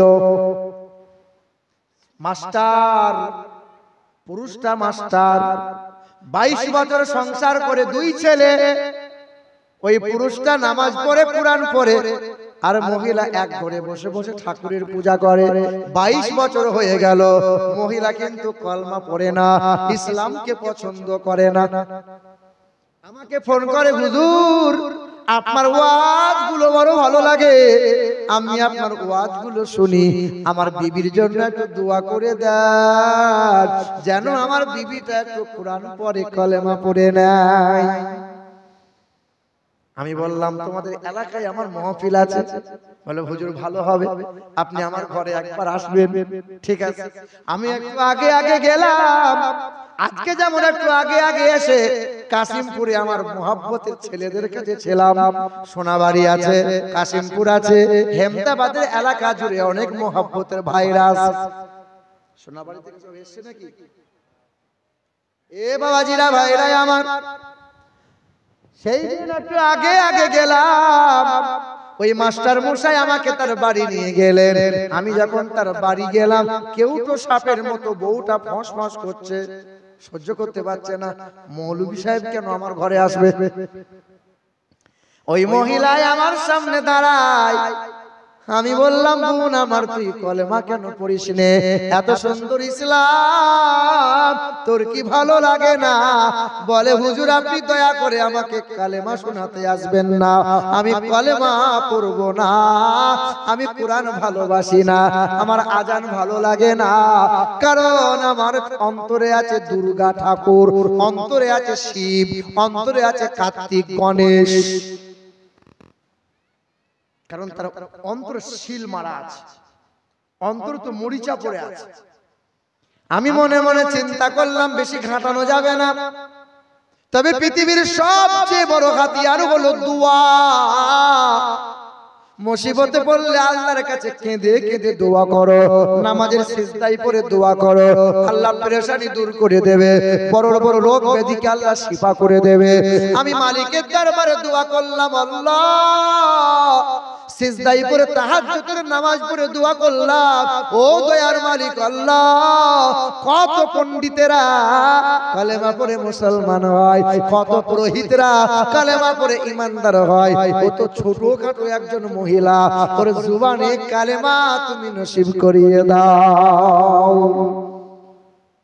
দুই ছেলে কোরআন নামাজ পড়ে, স্বামীও নামাজ কোরআন পড়ে, বিবি একটা ঘরে বসে বসে শুধু ঘন্টা বাজায়, নামাজ কালাম না না কলেমা পড়বে না। আল্লাহ পাকের দরবারে দোয়া করি, 21 দিন পার হয়ে গেল।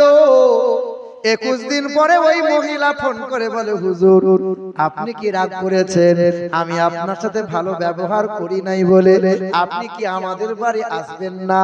একবার আমাদের বাড়ি আসেন, আমার অন্তরটা যেন একটু ইসলামের দিকে ধাবিত হচ্ছে। আল্লাহর কাছে শুকরিয়া আদায় করলাম, আল্লাহ জীবনে আজ পর্যন্ত 16 জনা কালেমা পড়ে মুসলমান হলো আমার হাতে, আল্লাহ ওটাই কেন বাকি থাকবে? 17 করে দাও। মালিকের দরবারে দোয়া করলাম, খাস করে তার বাড়িতে গেলাম।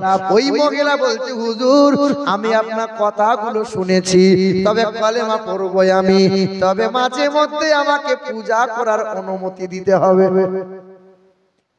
কালেমা পড়বে, মুসলমান হবে, কিন্তু পূজাও করবে। মনে মনে চিন্তা হলো, এই মহিলা কালেমা পড়বে আবার পূজা করবে, এটা কেমনে হয়? কিন্তু ইতিহাস দেখা যায়, একজন ব্যক্তি পীর সাহেবের কাছে বলছে, হুজুর আমি বায়াত হব, কিন্তু আমি মদ খাবো, আমি বায়াত হব, মুরিদ হব, কিন্তু নামাজ পড়তে আপনি বলবেন না। পীর সাহেব বলছে, বাবা তুই বায়াত হ, তোকে মদ তুই খা, অসুবিধা নাই, মানা করবো না, আর তোকে নামাজও কোনোদিন পড়তে বলবো না। আচ্ছা এইরকম মুরিদ নিয়ে কাজ আছে কিছু? সে মদও চালাবে, নামাজও পড়বে না। তা পীর সাহেব বলছে, বাবা তুই মুরিদটা হ, তোকে নামাজ পড়তেও বলবো না, তোকে মদ খেতে মানাও করবো না, তবে আমার কাছে বসবি তুই। নামাজের সময় হয়, সবাই নামাজ পড়ে, ওই মানুষটা নামাজ পড়ে না, বসে থাকে। মদের সময়টা পার হয়ে যায়, মদ খাওয়া হয় না। মানুষের মনটা একটু খিদিবিদি হয়, সবাই নামাজ পড়ে, আমিও যদি পড়ি তো কি হবে, পড়ি। ওই মানুষটা ধীরে ধীরে নামাজ পড়া শুরু করলো, মদটা ছেড়ে দিল। ওই মদখোর মানুষটা পরবর্তী জামানায় একজন আল্লাহ পাকের বুজরুগ বান্দা হয়ে গেল। ইতিহাস খুলে দেখেন, হাসান বসরি ওয়াজ করেছিল, হাজার হাজার জনতা ওয়াজ শুনেছিল, এক কোণে বসে বসে ওয়াজ শুনেছিল। ডাকাতদের সর্দার ফুজাইল ইবনে আয়াদ বসে বসে ওয়াজ শুনেছিল, ঝরঝর করে কান্না করেছিল। ওই ফুজাইল ইবনে আয়াদ জামানার বিখ্যাত আল্লাহর ওলি হয়ে গেল। আল্লাহর ওলি ওয়াজ করেছিলেন, ফুজাইল ইবনে আয়াদ ওলি হয়েছে। বাশার হাফি মাতাল, মদ খায়, রাস্তায় পড়ে থাকা কোরআনের আয়াত দেখতে পেয়েছে। ওই কোরআনের আয়াতটা তুলে নিয়ে ধুলাবালি ঝেড়ে ওই বাশার নামক যুবকটা কোরআনের আয়াতে চুমা দিয়েছিল, আতর খুশবু লাগাইছিল। প্রতিদিন সকাল সন্ধ্যা কোরআনের আয়াতকে চুমা দেয়, আবার মদ পান করতে যায়। হাসান বসরি ছুটে এসে বলে, বাবা তোর প্রতি আল্লাহর ইলহাম হয়েছে বাবা, এ বাশার, বাশার আয় বাবা আয়। যুবকটা টলতে টলতে হাসে।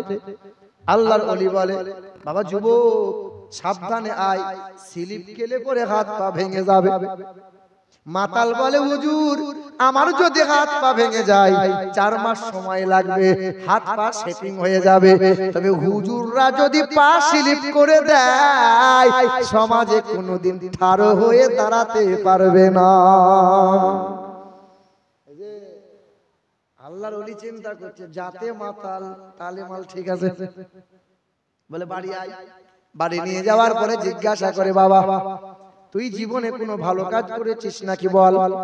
বলে হুজুর জীবনে কোনো ভালো কাজ করি নাই, কুরআনের আয়াত রাস্তায় পড়েছিল, তুলে চুমা দিয়ে আদর করে রেখেছিলাম, সকাল সন্ধ্যা সুগন্ধ দিই আর চুমা দিই, আল্লাহর বড় পছন্দ হয়েছে। এ বাশার তওবা করে গোসল করে নাও, অঙ্গীকার করে নাও। আল্লাহর দরবারে কান্না করেছিল ওই যুবক নওজোয়ানটা, পরবর্তীতে আল্লাহর ওলি বাশার হাফি হয়ে গেল। মনে মনে চিন্তা করলাম, মহিলাটা বলছে আমি কালেমা পড়তে পারি হুজুর, কিন্তু আমাকে পূজা করতে দিতে হবে। মনে মনে চিন্তা করলাম অসুবিধা নাই, তাই কর। ওই নদিয়া জেলার হরিণঘাটার ওই মহিলাটা 22 বছর ধরে সংসার করার পরে মহিলাটা পড়ে নিল কালমা লা ইলাহা ইল্লাল্লাহু মুহাম্মাদুর রাসূলুল্লাহ, আর মাথায় সিঁদুর দেয় না। 2-4 মাস যাওয়ার পরে আল্লাহ পাকের দরবারে দোয়া করেছিলাম, ওই মহিলা নিজে নিজে ঠাকুরগুলো নিয়ে নদীতে পুকুরে ভাসিয়ে দেয়। ওই মহিলা তওবা করে নেয়। ওই মহিলাটা এমন একজনা হয়ে গেল, এখন 5 ওয়াক্ত নামাজ পড়ে, তাহাজ্জুদের নামাজ আর মহিলা কাজা করে না। বলো মা তুমি কেন নামাজ পড়লে না? হায় হায় হায়, আমরা নবীকে ভালোবাসি কি বাসি না? হ্যাঁ ভালোবাসি কি বাসি না? নবী তোমার জন্য কি করেছে জানো?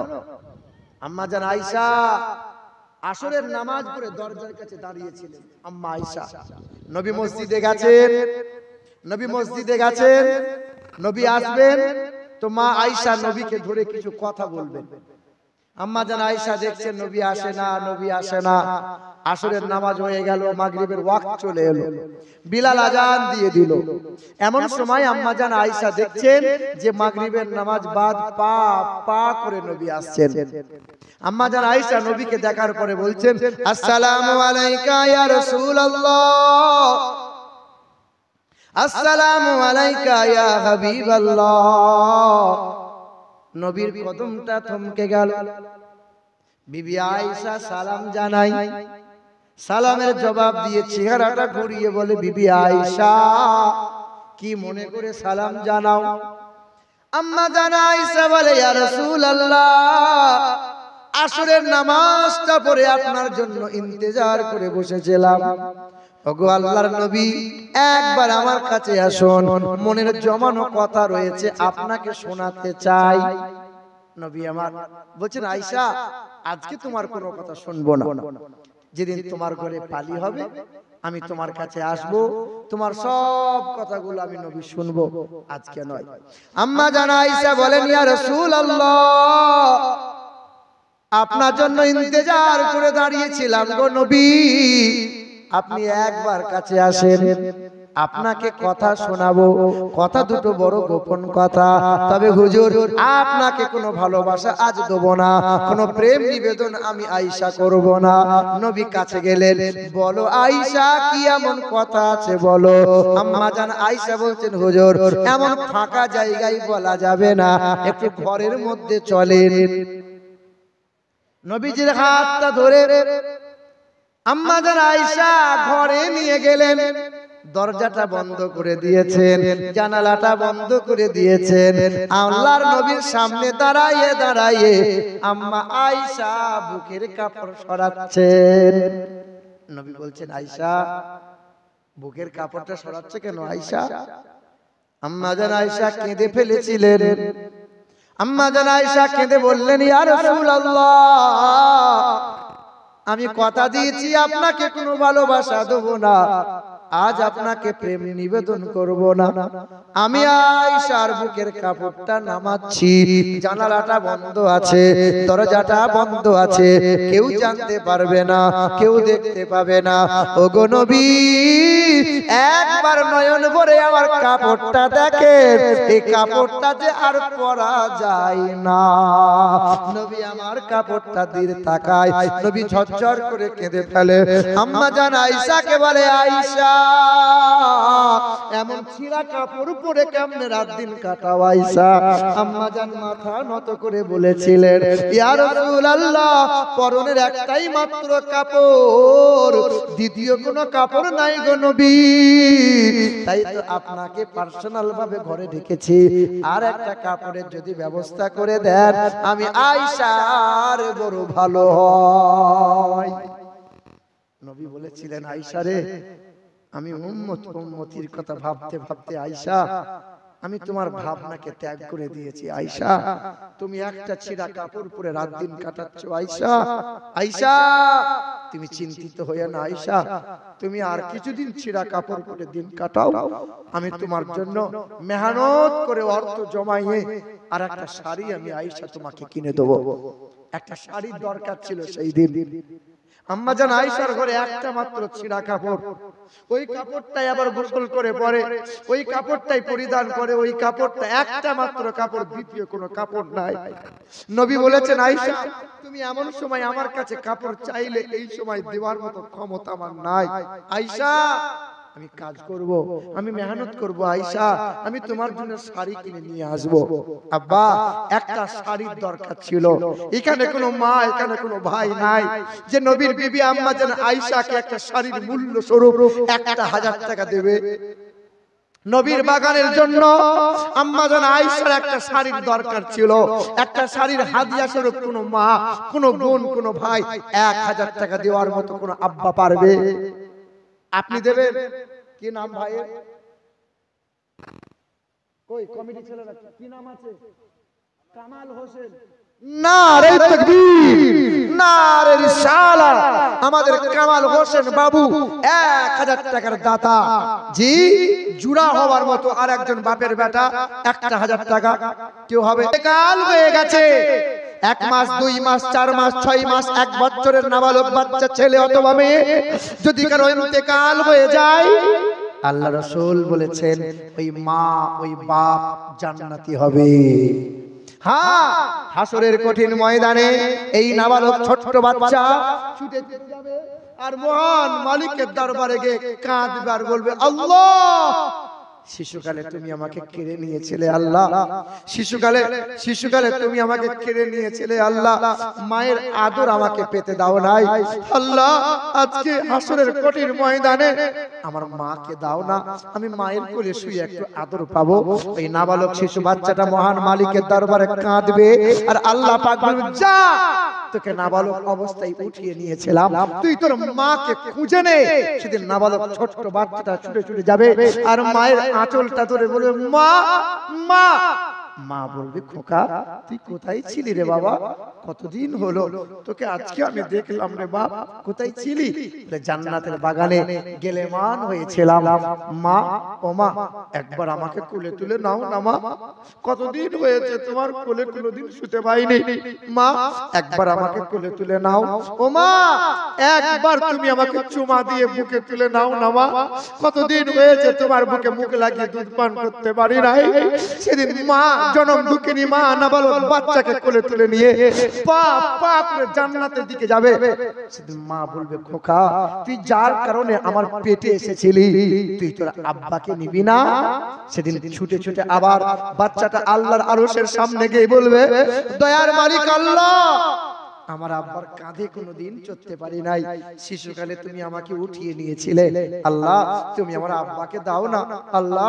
সেদিন মাসুম বাচ্চাকে বলবে, যাও তুমি তোমার মায়ের কাছে যেমন পেয়েছো তুমি তোমার আব্বার কাছে হাত ধরে তুমি আব্বাকে খুঁজে নিয়ে জান্নাতে যাও।